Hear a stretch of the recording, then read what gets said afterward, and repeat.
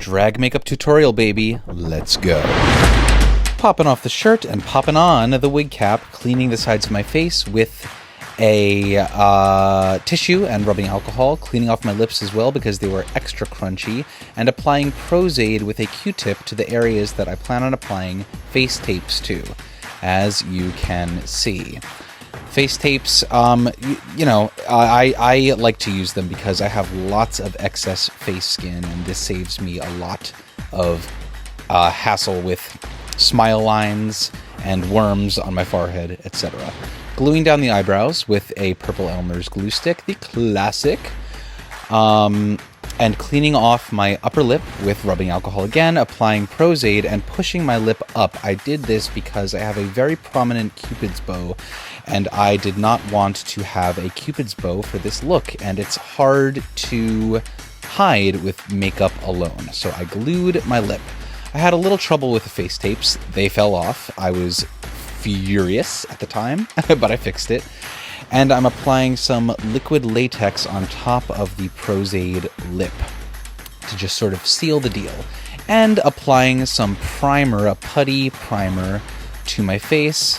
A little extra on my nose because I got a big old porous nose. And now dampening my Beauty Blender sponge and applying some yellow cream makeup to my 5 o'clock shadow area.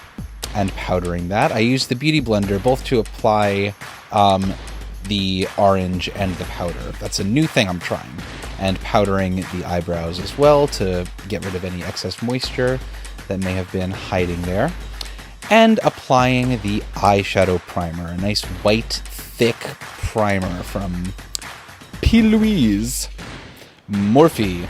And now taking just a Mayron white stick and taking that initial white primer further and sketching out the new crease for my eye with eyeshadows. I just picked a random brown shadow and applied that and blending that out with a different brush than what was used originally, and now going back in with a darker eyeshadow, another brown, but slightly darker, and just going over the bottom of the line that I created already, and blending that in to what was there before. Blenderoonie. Blending is a new thing for me. I used to never blend. I like blending. It wasn't quite enough though, so I went back in with the lighter brown color and blended it out further. And another dark color, even darker than the previous two. Towards the eyeball, closer to the eyeball than the other two were. And blending it out. And this procedure is repeated a number of times, I do believe. Oh, that was it. Cool. Making sure that the lip is dry. In the past, I've glued a lip and it has fallen apart. Now I'm going over my entire face with white. I did a white foundation for this look. White base. Which is trickier than one might think. The orange started to show through, for one. White, at least this cream stick is difficult to blend, difficult to make look even, but I did it, I suppose, to some level of satisfactoriness. Got the neck there, got the ears, can't forget the ears, love to forget the ears. Going back in under the nose, the area that I could not get with the sponge because of the still drying liquid latex. And just going around the lip just to make sure that all of the small areas are filled in with that white. And now I'm taking a super white powder, setting powder, loose powder, and setting everything with the damp sponge. A new technique, as I said, that I've tried twice now, and I like it. Hey, hey, ho, ho. Just feeling my face to make sure that there aren't any damp spots, and cheating and using a powder puff for my neck because it was a big area. Now, continuing what I did on the top of my eye down to the bottom. Just a nice brown color. And then going in with darker colors and blending it all together. And now going in with I believe it is a black cream, another Mayron stick. I probably should use actual eyeliner because this stuff fades as I blink, but if memory serves, the eyeliner does the same thing. So I have these like extreme hooded eyelids, and it's always trouble. So this is easier and cheaper, the just black cream stick, and then I go over it with powder, of course, or else it would be a disaster. So yeah, just adding the eyeliner with that Mayron stuff. I did a little, what's her name? Elvira eye. The bottom liner meeting with the top liner to create a nice little cat eye type thing. I did the whole outline of the liner this time first and powdered it as well, and then I went back and filled it in just to make sure that, you know, the edges were nice and crisp. Filled it in with the cream and then set the cream with powder. Black eyeshadow. Same thing on the other side. Doopity doop. La la la. Do do do. I'm trying to think of something to say. I'm kind of at a loss for words right now. I guess this is probably why so many other makeup tutorial people just do one side of the face. Okay, so now I am enhancing the shadow underneath the eye. I wanted to do a kind of tired slash stressed look, so I enhanced the dark colors underneath the eyes. Adding the eyebrows, they always give me such trouble. Oh, I know I'm not alone in that, but boy oh boy, eyebrows, they are frustrating. Definitely not twins, as the old saying goes. Oh. Then I'm going, went back over, another new thing that I've been doing is going back over the eyebrows with a darker color and doing little little hair shapes. Now I'm doing something that I very rarely do, which is add glitter to my eye socket. And I have yet to find a good technique that I like for adding glitter to my eyes. This time I used a gem glue, like a rhinestone for your face, a glue, and I put that all over my eyelid, and then I took the brush, dipped it in the glitter, and stuck the glitter on there, and it worked okay.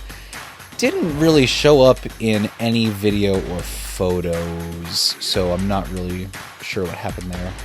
That's something to be worked out and experimented with more in the future. Now I am going in and contouring my face, and for this I'm just using eyeshadow from one of the palettes that I have. Just a light brown color to start, and then I do believe I go back in with a darker color. Yes, just for a little extra pop, like towards the edges of my face, and the edges of my neck to enhance the whole thing more, and blending it all together. Blendy Wendy, as they say in the business. And now I do believe I'm going in, with, I think it was a white powder, and just sort of cutting the cheek a little at the bottom, and contouring the nose now. I have been landing on a nose contour recently that I enjoy. It's eluded me for so long. It's been such a journey, the nose contour.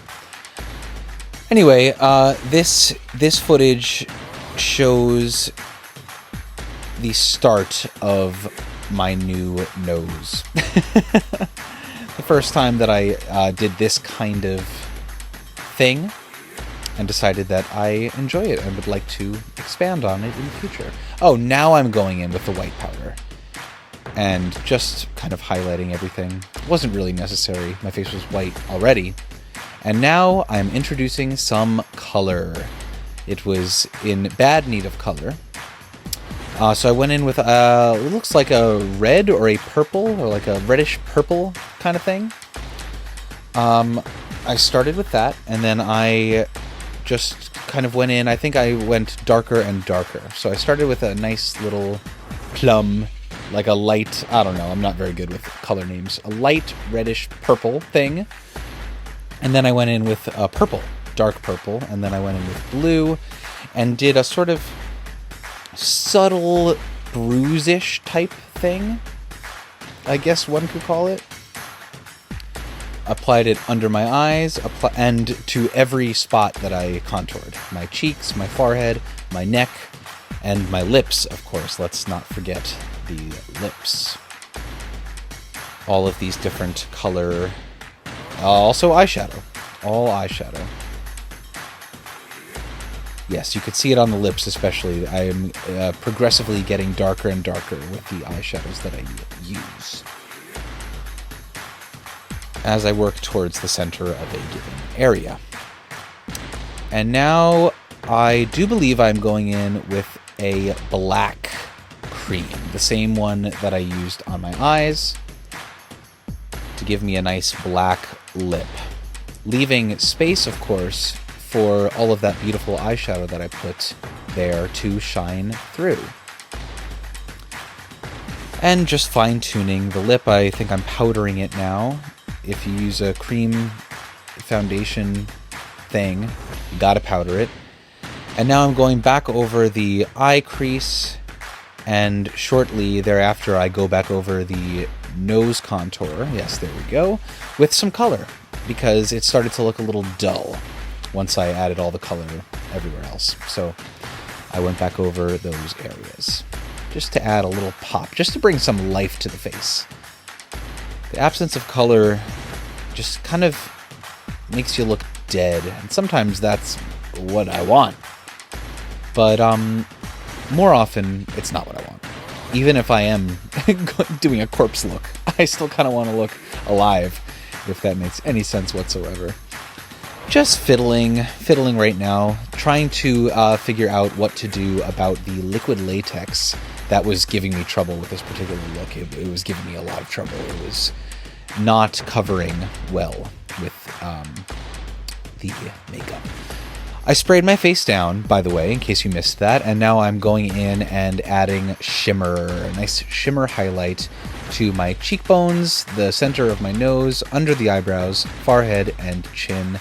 And now going in with a lip gloss over the lips and under the nose to make it look like there are boogers dripping down. It didn't show up on camera, but that was the idea. I added fake snow there, by the way. Fake snow. Stuck it to the lips and then went ahead and started adding white mascara to my eyelashes, something that I have never messed with until this moment.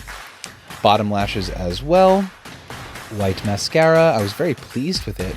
I had so much trouble with these bottom lashes. Struggled like crazy. Ripped them off, put them back on again. Eventually I got them. And then I had to make eyelashes. I had to make the upper lashes. I stacked a couple of white lashes and then added some paper, some construction paper. And that about does it.